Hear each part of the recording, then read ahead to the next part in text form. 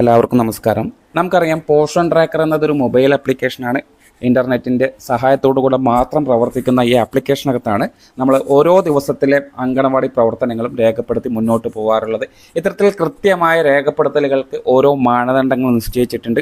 ആ മാനദണ്ഡങ്ങളൊക്കെ അച്ചീവ് ചെയ്യുന്നവർക്കാണ് എല്ലാ മാസങ്ങളിലും anganwadi based performance based incentive എന്നുള്ള പേരിൽ നമുക്ക് എല്ലാ മാസങ്ങളിലും മോണിറ്ററി അലവൻസ് ആയിട്ട് തുക ലഭിക്കാറുള്ളത്.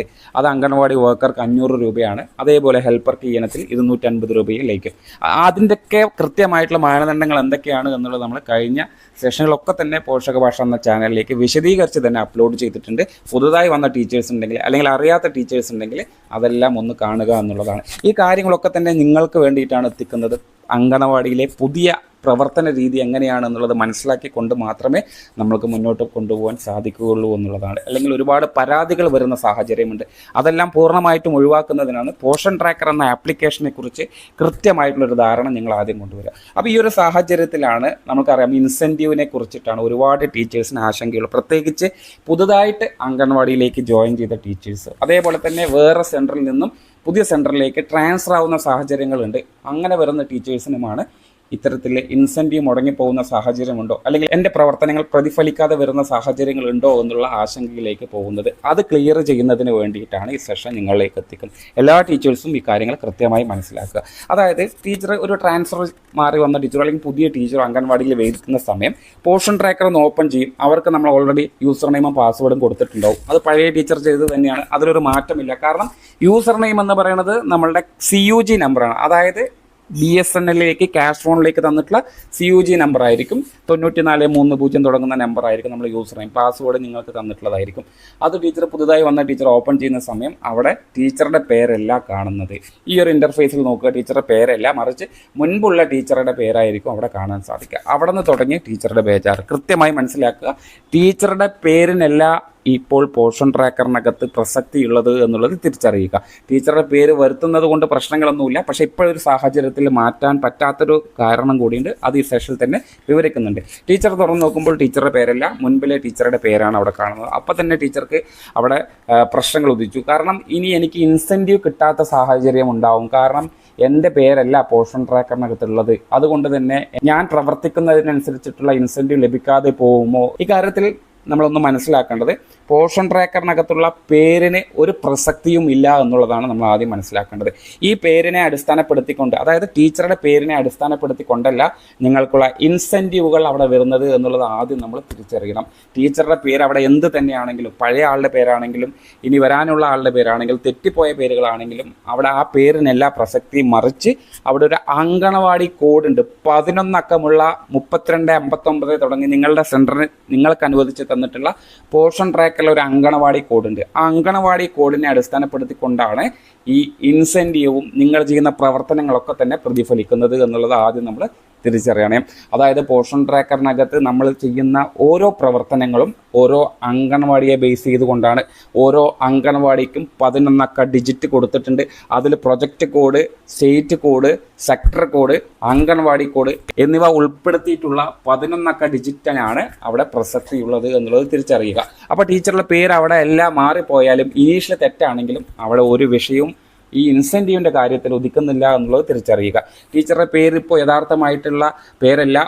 മുൻപത്തെ ടീച്ചറാണെങ്കിലും ടീച്ചർ ഏത് സമയത്താണോ ജോയിൻ ചെയ്തിട്ടുള്ളത് അവിടെ നിന്ന് അങ്ങോട്ട് നിങ്ങൾ നടത്തിയ പ്രവർത്തനങ്ങൾ എന്താണ്, അത് പോഷൻ ട്രാക്കർ വിലയിരുത്തും. ആ മാനദണ്ഡങ്ങൾക്കനുസരിച്ച് അച്ചീവ് ചെയ്തിട്ടുണ്ടെങ്കിൽ ഈ തുക ഒരിക്കലും തന്നെ ആ പോഷൻ ട്രാക്കറിൽ തെറ്റായി കാണുന്ന പേരുള്ള ടീച്ചർക്ക് ആ പൈസ പോവില്ല.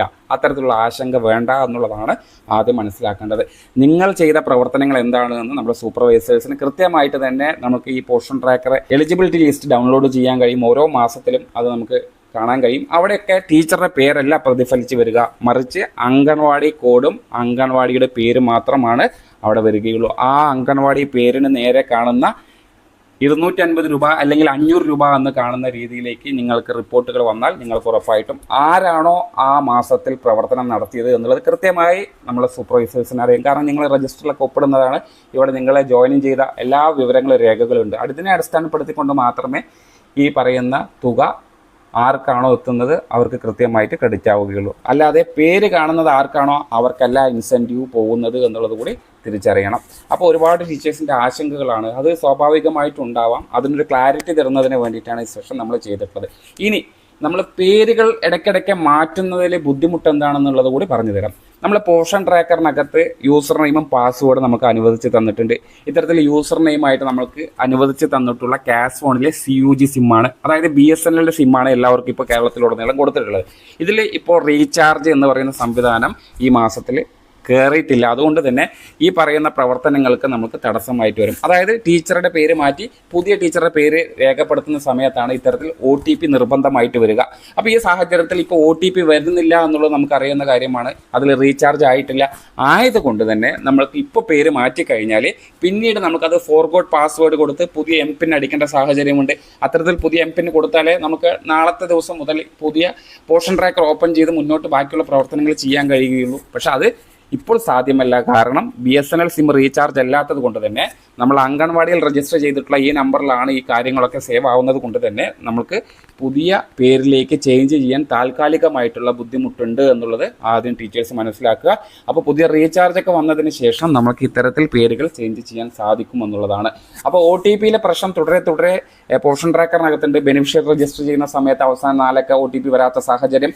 അതേപോലെ തന്നെയാണ് ഒരു ടീച്ചറുടെ പേര് മാറ്റുന്ന സമയവും നമുക്ക് OTP അനിവാര്യമാണ്. ആ OTP വരാത്ത സാഹചര്യത്തിൽ പഴയ ടീച്ചറുടെ പേരാണെങ്കിലും പഴയ ഹെൽപ്പറുടെ പേരാണെങ്കിലും നിങ്ങൾ വിഷമിക്കേണ്ട, ആശങ്കപ്പെടേണ്ടതില്ല.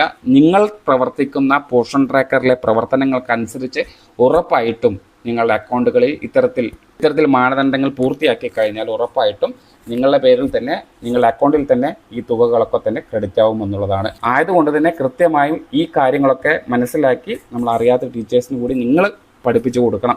ഒരുപാട് ടീച്ചേഴ്സിന് ഇപ്പോഴും പ്രശ്നങ്ങളും പരാതികളും ഇതുമായി ബന്ധപ്പെട്ടുകൊണ്ടുണ്ട്. പേരിനല്ല പ്രസക്തി, അംഗൻവാടി സെൻറ്ററിനാണ് പ്രസക്തി, അംഗൻവാടി കോഡിനാണ് പ്രസക്തി.